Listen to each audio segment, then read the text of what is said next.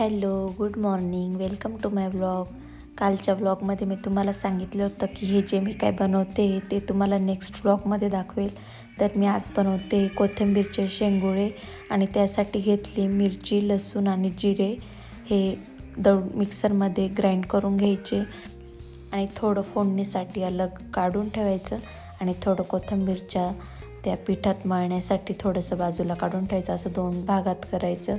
आता फोडणी देऊन घेऊ. तेलात ते टाकायचं ग्राइंड केलेलं आणि हळद टाकायची. त्यानंतर पाणी टाकून द्यायचं अंदाजे, जेवढे तुम्हाला करायचे तुमच्या फॅमिलीसाठी तेवढं पाणी टाकून द्यायचं.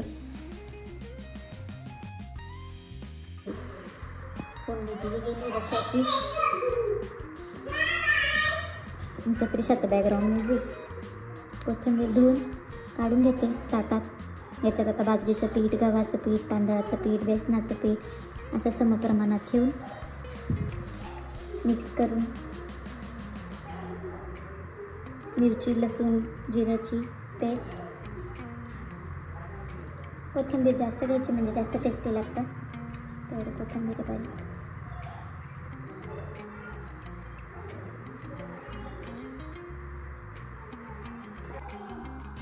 हे घेतलंय गव्हाचं पीठ, हे घेतलंय डाळीचं पीठ,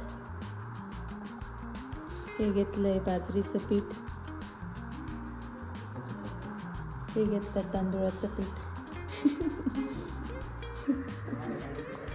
या नाही इकडं गप्पा मार.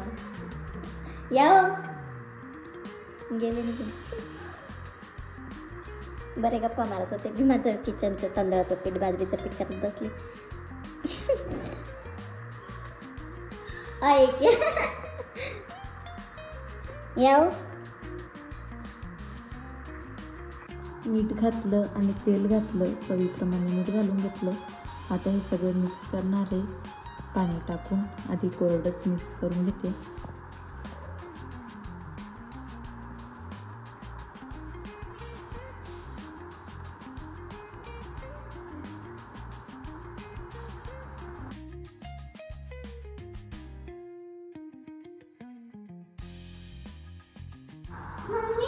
काय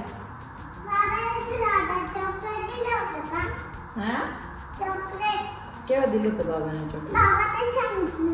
काय पप्पा केव्हा चॉकलेट दिलं होतं मला?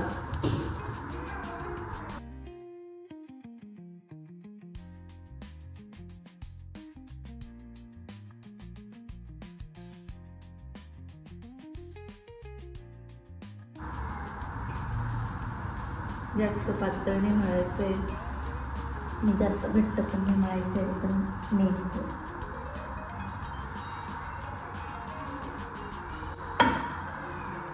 मम्मी बघा याच्यातून किती काढायचे पिठो.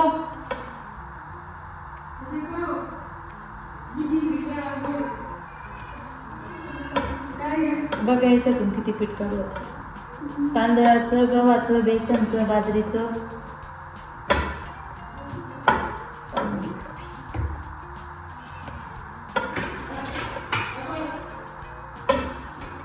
अजून टाकायला पाहिजे का?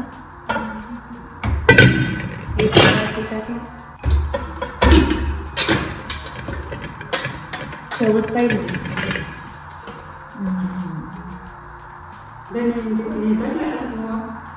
ओवाने टाकले, वरून टाकलं तरी चालतं. थोडं असं ठेवू.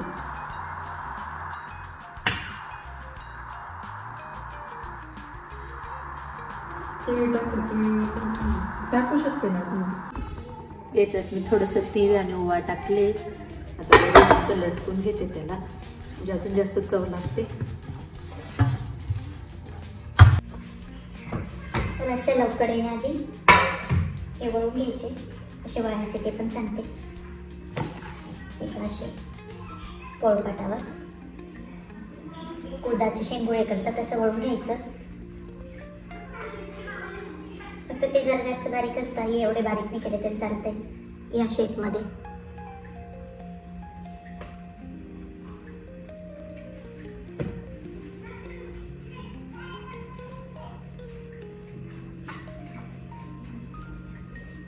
याची पण रेसिपी मी माझ्या इन्स्टा पेजवर टाकलेली आहे, पण अशी इन डिटेल मी मागे सॉन्ग लावलेलं आहे. आता तुम्हाला इन डिटेल माहिती दिली की कसं बनवतात. अगदी सोपी रेसिपी पण एवढी छान लागते, मला आता खूप आवडते. मी जर हा मेनू असला ना काय सांगू आता.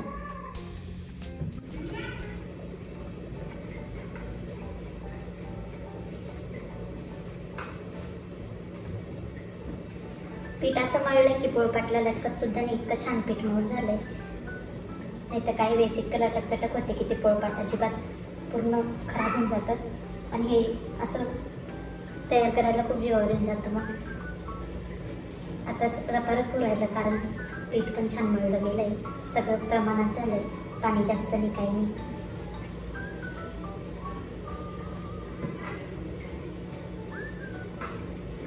माझे शेंगोळे वळून झाले. याला खूप जण शेंगोळे म्हणतात किंवा काही जण आमच्या भागात माहेरी याला मुटकुळे म्हणतात. आणि इकडं कुळदाचे शेंगोळे असतात ना, त्याचे उकडायला टाकून दिले.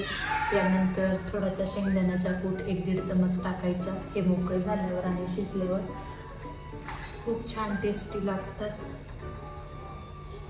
आणि ह्या पिठाचे तुम्ही असं दशम्यांसारखं लाटून दशमी पण करू शकतात, किंवा याच्यापेक्षा थोडं पीठ कोरडं ठेवून कांदा टाकून थालीपीठे करू शकतात. आणि त्याचबरोबर म्हणजे ह्या एकाच पिठाचे तुम्ही रेसिपीज बनवू शकता. हे वाफून झालेलं आहे. आता हे कट करून तळल्यावर कोथिंबीर वडी तयार होईल.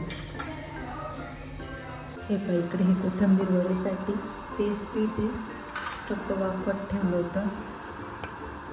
एकदम परफेक्ट वाफून झालंय. आता हे वाफवलेले काढून घेते टाकले आणि कट्स देते त्याला.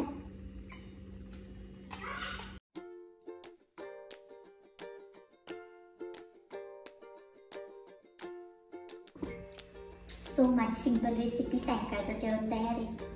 आता घेते गॅस ओटावरून. हा आहे खूप सारा माझ्यासाठी, आणि हे आहेत खूप भांडे माझ्यासाठी.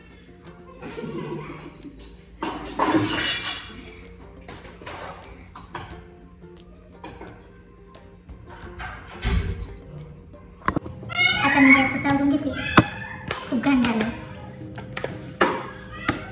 एवढी घाण सहन होत नाही. तसं माझं स्वयंपाक करताना एवढा घाण होतच नाही, पण हा एवढासा घाण होतो तरी मला आवडत नाही. तर विचार करा, आणखी घाण होत्यावर मी स्वयंपाक करू शकेन का? गॅस चालू असला तरी गॅस स्वच्छ करा.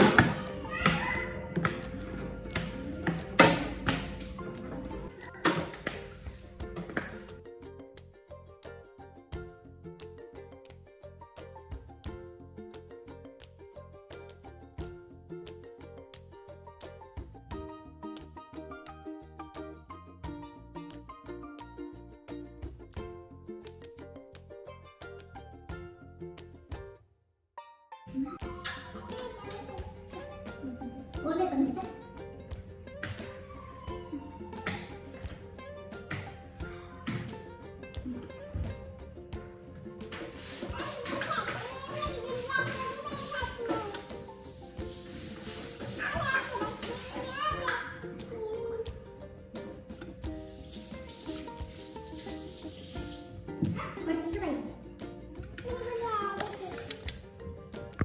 हे बघायस असा थोडा रशाचा कलर आणि शेंगोळ्यांची साईज बदलत आली ना, मग त्यात टाकायचे आता शेंगदाण्याचा कूट. जवळपास शिजत आलेत ते.